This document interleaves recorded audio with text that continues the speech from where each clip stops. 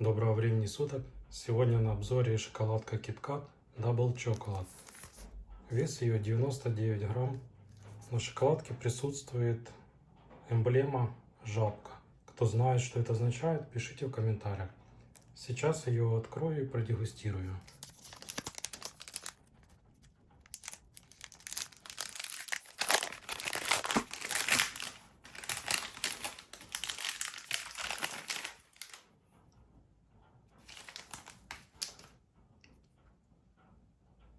Вот так она выглядит.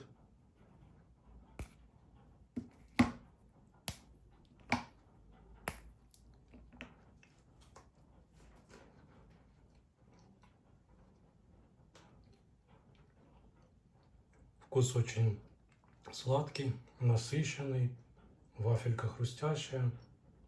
Вкусный, довольно вкусный шоколад. Рекомендую.